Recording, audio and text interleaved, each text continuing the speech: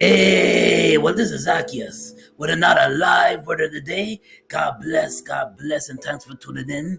Well, today I want to discuss making promises, parents making promises to their children that they can't keep.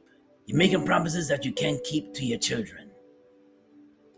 And it just bothers me to know that even when you're separated from each other, from husband and wife or boyfriend, girlfriend, and you have a child together, you share children together, and you're no longer together, and you always make promises that you can't keep to your child, whether it's a boy or girl, you just can't keep your promise. And I always say this: people do what's most important to them, and the child sees it, especially when he's getting of age. Maybe turning 11, and you've been doing it consistently, being inconsistent in his life, and maybe he's turning, or he or she is turning 6, 7, 8 years old, maybe coming to 11 years old, and you're seeing the inconsistency, and you're showing no integrity to him or her. And as you show no integrity to him or her, it affects them. I mean, I hear kids, because of this, children are getting depressed. Some of them even thinking it's their fault that daddy don't come to see me or mommy don't come to see me. They think it's their fault. So they start blaming themselves. It can affect them in many ways. Mentally, they be thinking about thoughts of suicide, thinking that nobody loves them. And they want to know why that they're getting treated that way. And then they see their other friends, parents being in their life, but why mommy gotta be present? Why mommy can't be present in my life? Or why daddy can't be present in my life? Stop making promises you can't keep to your children. I'm a parent of 2, so I can speak on it.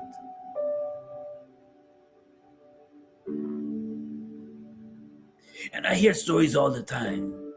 I think I heard 2 worst stories. One story is when a gentleman, can't even call him a gentleman, promised to make a promise to take your son to the movies, and you can't keep your promise. So you tell your boy, you say, listen, and may it remind you, you don't even have to go to work. Listen, I got things to do. I can't take you to the movies. And you keep making it, but you made the promise. You made the promise, but you can't keep the promise. Then why make the promise? I promise to take you to the movies, but I can't do it. Why make that promise if you can't if you're not a man of your word?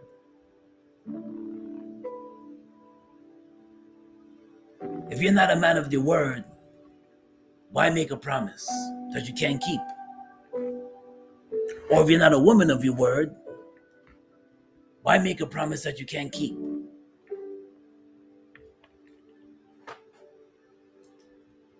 Stop making promises you can't keep. Be a man of your word, be a woman of your word. And it's sad. And sometimes, by you not being in your child's life, they notice it when they get older. As they get older, they realize that mommy or daddy has more important things to do than to take care of me and to spend time with me. They notice it and they feed off of that. People do what's most important to them. And if your child is not important to you, the child feed off of that.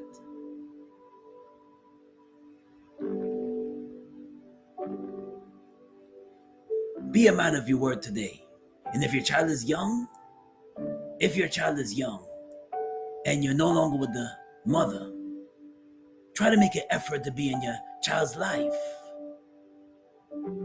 Or it goes for the women too. If your child is young,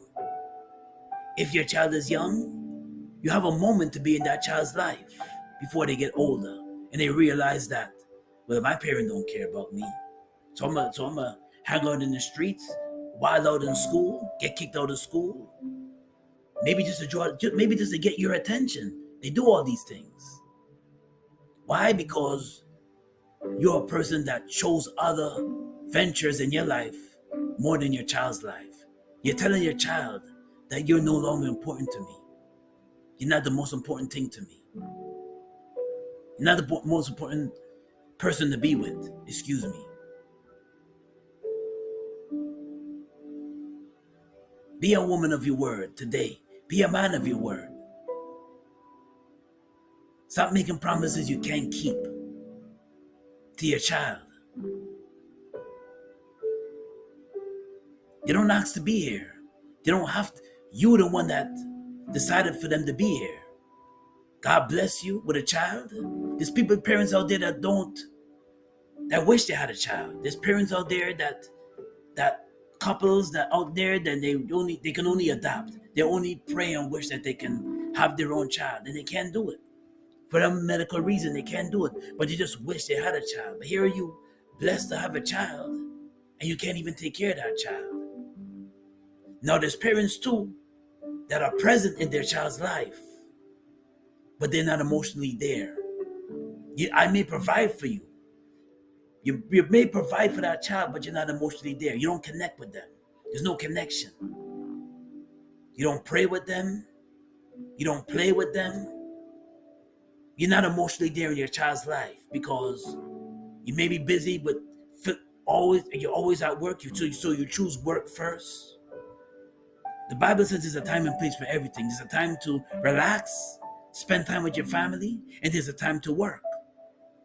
If you're consistently working, you have to change the directory of your life, because sometimes your child or your children get affected by that, by you not being there for them.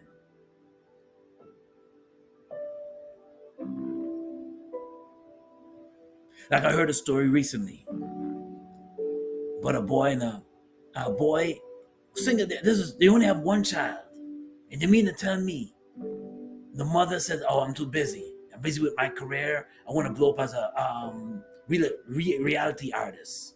So she decided not to come to pick up her son from school. The father, he picks him up from school.